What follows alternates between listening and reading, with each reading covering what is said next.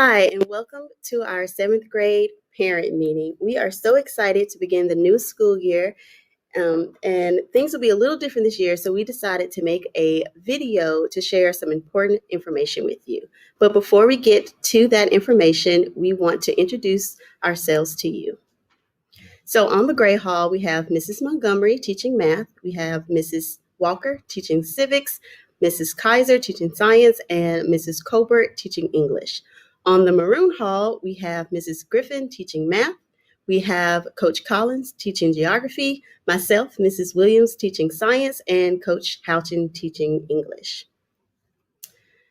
On this meeting, we will be covering the remote learning schedule, the platforms that we will be using for remote learning, how to pick up your Chromebooks, the new student Jeff Coed login information, and how to log into those platforms that we'll be using for remote learning, Schoology and Classlink.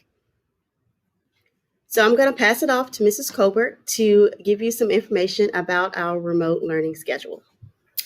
Hi, I'm Ms. Colbert. I teach English for the Gray team. Your student schedule will be broken down into two different types of learning, synchronous and asynchronous. Synchronous means that we will all be together in that particular pod that your student is in. And asynchronous means that that student will have a structured time to work independently. So we will also have office hours from 1 to 3, and we will use that time to respond to any questions that students may have from their synchronous or asynchronous work. Now I'm going to hand it off to Miss Griffin, who teaches math. And she is going to go over a more detailed schedule with you, which you received in your parent email. Hey, I'm Miss Griffin, and I teach math on the Maroon Hall. Let's begin by me explaining this schedule to you guys. We decided to separate your kids into pods by their first period classes. This allows us to move around their times that they take math, history, science, and English synchronously and asynchronously to where we can put their live time back to back and their not live time back to back. So if you can follow my arrow here, I'll just look at math. If your child has math first period, they will be considered pod A. And this is on Mondays and Wednesdays and Tuesdays and Thursdays. Mondays and Wednesdays, they will be working on math and history live with their teachers. And on Tuesdays and Thursdays, they'll be working with science and English live with their teachers. So if your child has math first period, they're considered pod A, whether they are Maroon or Gray Hall. These children will be in math from 8 to 8:45, with history 8:45 to 9:30, live with their teachers on WebEx.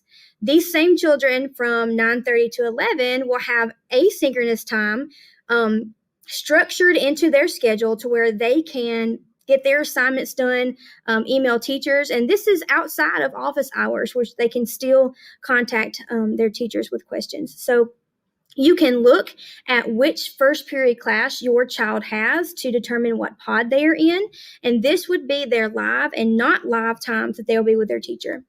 If I go to the next slide, you can look, here is Tuesday and Thursday, exact same setup. Those same pod A kids will go live with science and English from 8 to 9:30. So your child, if they are in pod A, will be expected to be live from 8 to 9:30 each day. And it will just depend on the day which subjects that they are working on. So now we're going to explain to you how to get your device and how to sign on those devices. Hey, I'm Coach Houchins, and I teach English on the 7th grade Maroon Hall. Device pickup will be through this Friday from 8:30 to 2 p.m. If you need to set an appointment, there is a link on this slide. If you have already set an appointment, please come at your designated time. Miss Montgomery is going to come and explain to you how your student will log in with their new credentials.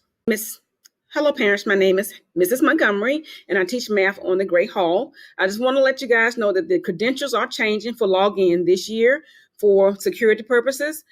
You will receive that information when you pick up a Chromebook from the school. However, if you're using a personal device, you will need to get in contact with your child's teacher to find out what that information is if you don't know it. The information here just lets you know that the email address is going to be their first initial, middle initial, last name, and the last four numbers of their state ID at jeffcoed.com.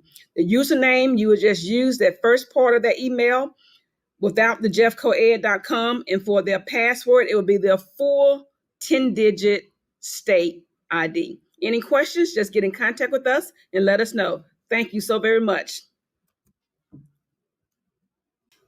Hello, I'm Miss Walker. I'm going to be your civics teacher this year, and I wanted to talk to you about our new two platforms that we'll be using this year during remote learning. One is called Schoology. That is going to be the time that you will actually be doing your asynchronous learning, which will be teachers' assignments that will be posted through Schoology. You will also be getting feedback from your teachers through Schoology. We'll also be using WebEx, which is going to be the time for your synchronized learning, which you will be live with your teacher, corresponding with your teacher, teachers doing live lessons with you, and a time that you can also ask questions. And so we're going to teach you how to use these. Teachers are learning as well, so bear with us. But these are the two main platforms, which is Schoology for your asynchronous learning, and WebEx, which will be the live time for your synchronized learning. And we look forward to seeing you next week. Hi, I'm Ms. Kaiser. I teach science on the Gray team. And we just wanted to give you an introductory tutorial on how to access Classlink and then get into your Schoology account. So if you take a look at the screen, you will notice the address that you need to type into your browser to access Classlink. Then you will sign into Classlink using your username, which is your new Jeff Coed email address, and then the assigned password that you received. Okay, once you get into Classlink, you will see a screen that looks similar to this, and you'll notice the Schoology app here. You can click into that, and then students will be able to see their courses. Hi guys, this is Coach Collins again, giving you a quick tutorial on how to log into the computer and get to Schoology. So we'll begin by logging into the computer with your login information.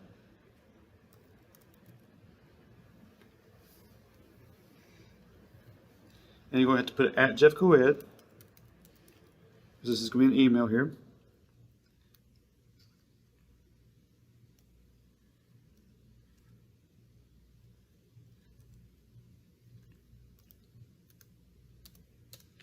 Give it a second to log in.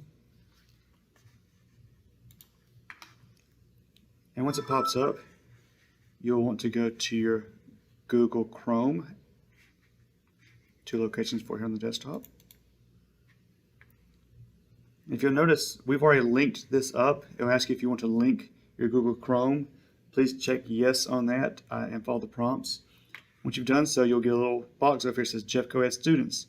That'll pop down for Classlink, or the Classlink should automatically pop up. If it does not, you can go to the Jeff Coed Students and go that way.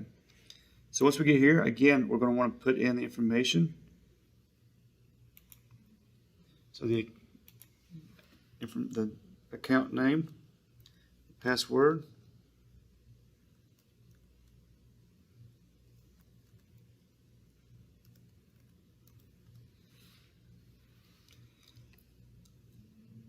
and it will take you into your Classlink. On Classlink, you'll have several different activities or several different apps that you can use and that you'll use throughout the school year. Stuff for textbooks, stuff for information from the county board, different things they may use in school. And the one we're going to use primarily is going to be Schoology. So you'll click on that and pop it up. Your student dashboard will come up looking like this, where your courses are over here, upcoming events, upcoming activities, upcoming due dates will be listed on the far right. Hi guys, this is Coach Collins, and we're going to go through a quick tutorial on how to set up a Google Drive so you have all your information together. What we'll do is we'll go up here to the Google toolbar, hit the new tab, go to these 9 dots over here, go to Google Apps, Drive, and you'll be doing a lot of work this year in saving documents, so we'll make sure we have a nice orderly fashion for doing so. So we're going to create a new folder. Click on New, Folder. Let's title that folder 2020-2021 school year.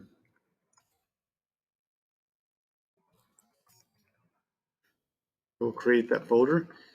It'll pop up here, down here. Click on that.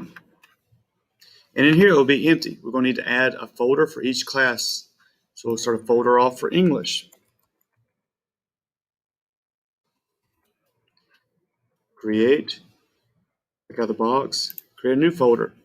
We'll do a folder for math. Click out the box. Get a new folder up. Let's get a folder for social studies. Create. A new folder for science. Okay. You can also create a folder for any other subjects you may want to save information for on your Google Drive. Now, let's go ahead and look at Schoology real quick and see how this is going to work for you. Inside Schoology, you'll see your courses, and I'm going to go up here to the first course here, Miss Williams Sandbox. You click on that and look at an activity. She has several things already posted up here ready to go. And today we're going to be looking about introductions and getting to know you. So Miss Williams has a nice little activity here set apart for you to create a little flyer. And there at the bottom, there's instructions on how to do one yourself. So we'll click on that. The directions are here. Up here, it says assignment, and you can go to my document. I've already begun my document. You get 2 options here, submit assignment, or you can begin over here. I've already started my document, so I'll go to edit. The document I began here, a little slideshow. I don't have all the criteria on here, but I have at least started the document here for us. And once you've got your document created, you're going to want to put it somewhere in your Google Drive that you can store. So up here on the toolbar, add shortcut to Drive. So I'll click here. It's going to ask me where to put it. I want to put it on my drive. And then I want to look for that folder I created, 2020-21 school year. And now I can add it to one of my classes. This is a science activity, so I'll put it in my science folder and add the shortcut here. Now back up here to the folder. The activity will appear. Notice that it automatically tags it with my name and the activity. That's a function of Schoology. So let's go back to the Schoology thing. Once you've completed your activity and you're ready to turn it in, you'll click Submit Assignment. Yes, submit. And now you're finished. You've completed the assignment for Miss Williams.